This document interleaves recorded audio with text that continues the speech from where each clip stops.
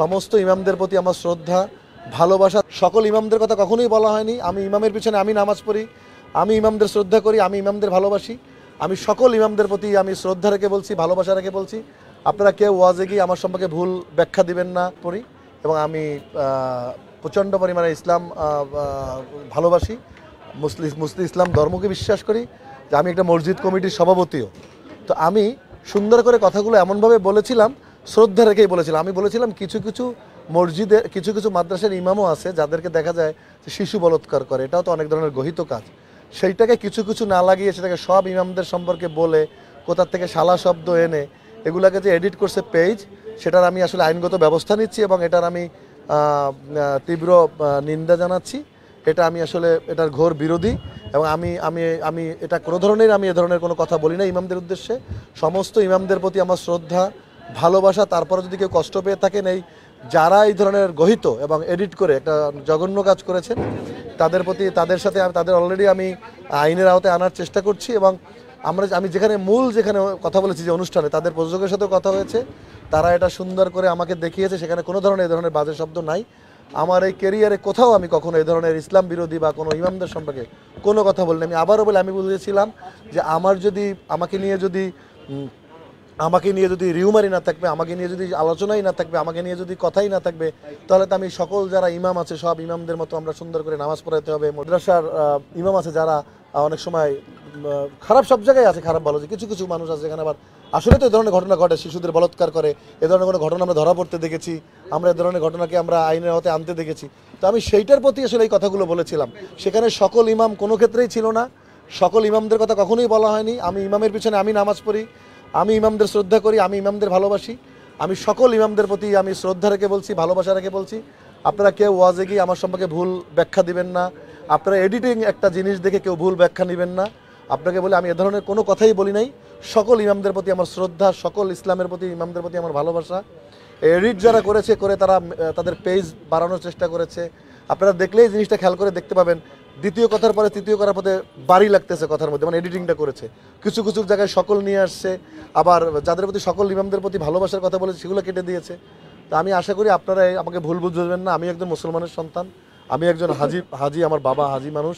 আমি ইসলামকে বিশ্বাস করি, আমি মুসলমান বিশ্বাস করি, আমি নামাজ পড়ি, আমি ইসলামকে বিশ্বাস করি। অতএব আমি ইমামের পিছনে নামাজ পড়ি, অতএব আমাকে ভুল বোঝার কোনো সুযোগ নাই। আপনারা এই ধরনের কাজ থেকে যারা এই ধরনের ভুল বুঝিয়েছে তাদেরকে অন্তত তাদের বিরুদ্ধে আপনারা কথা বলবেন। সব ইমামদের প্রতি আবারও বলি, আপনাদের প্রতি শ্রদ্ধা, আপনাদের প্রতি ভালোবাসা। আপনাদের পিছনে আমরা নামাজ পড়ি, আপনারা পথ দেখান, তো আপনাদের প্রতি সবসময় শ্রদ্ধা থাকবে।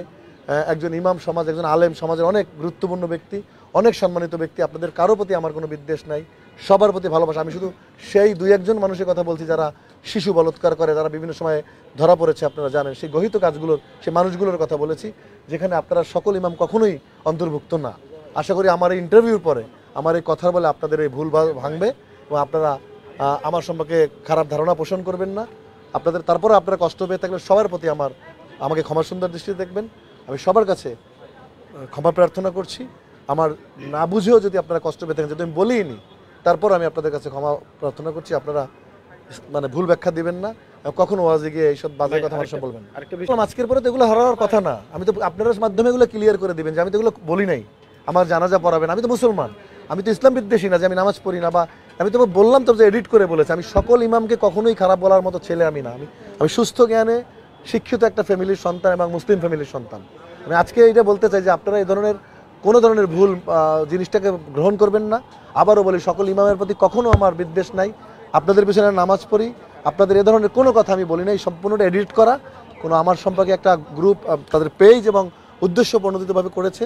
আমি মূল ভিডিওটা আপনাদের সামনে অবশ্যই নিয়ে আসবো এবং আপনারা কখনো ভুল বুঝবেন না। আপনাদের প্রতি আমার শ্রদ্ধা, আবারও সকল ইমামদের প্রতি আমার ভালোবাসা, সকলের প্রতি আমার মানে দুঃখ প্রকাশ করছি। আমি এটা এডিট কাজ, এটাকে কেউ বিশ্বাস করবেন না, এটাকে কেউ কোনোভাবে ইসলামের দৃষ্টিতে সুন্দর মানে গ্রহণযোগ্যভাবে নেবেন না। এটা একটা মানুষের কারসাজি এবং এডিটের কাজেই। কথাটা এমন ছিল যে জায়েদ ভাই, আপনি নিয়ে যে মেয়েদের নিয়ে এত কথা হয়, বিয়ে করেননি, এত প্রেম করেছেন, তো আপনাকে নিয়ে তো রিউমার হলে আপনার কেমন লাগে? আমি বললাম যে নায়ক বলেই তো রিউমার হয়। যদি রিউমারই না হয় তাহলে যারা এই মসজিদের যারা ইমাম আছে তাদের মতো টুপি দিয়ে 5 ওয়াক্ত নামাজ পড়তে হবে, তাদের মতো ভদ্রনম্র জীবনযাপন করতে হবে, বাসায় থাকতে হবে। তার মানে ইমামদের আমি ভালো হিসাবে বর্ণনা করেছি। ইমামরা ভালো হয়, নামাজ পড়ায়, তারা তাদের পিছনে সমস্ত জ্ঞানী গুণী মানুষের নামাজ পড়ে, ভালো উদ্দেশ্য বলেছি, তাইলে আমার ওই কাজটা করতে হবে। তবে হ্যাঁ, কিছু কিছু ইমাম দেখবেন কিছু মসজিদের বা কিছু মাদ্রাসার যারা শিশু বলৎকারের মতো কাজ করেছে, মানে এটা একটা গহিত্য কাজ, কিছু কিছু কয়েকজন, সব সমাজে সব শ্রেণীর খারাপ মানুষ আছে, আমি তাদেরকে উদ্দেশ্য করে বলেছিলাম, উদ্দেশ্যে পরিপ্রেক্ষিতে। সেখানে সকল ইমাম, সকল আলেম, কখনো আলেমদের কথা তো ওঠেই নাই না। যারা এই কাজ করে এদের বিরুদ্ধে তো আলেমরাও সবসময় বিবৃতি দেন যে এরা আমাদের আলেমের গোত্র না, এরা নামে মাত্র মুসলমান ইমাম, এরা ধরনের গহিত কাজ করে, আমরা তার বিরোধী। আমি তাদের কথাই বলেছি, আলেমরাও যার বিরুদ্ধে আমিও তার বিরুদ্ধে। আমি ইসলামের পক্ষে, ইসলাম বিরোধী যারা কাজ করে আমি ইসলামের, আমি তাদের বিপক্ষে। That's it.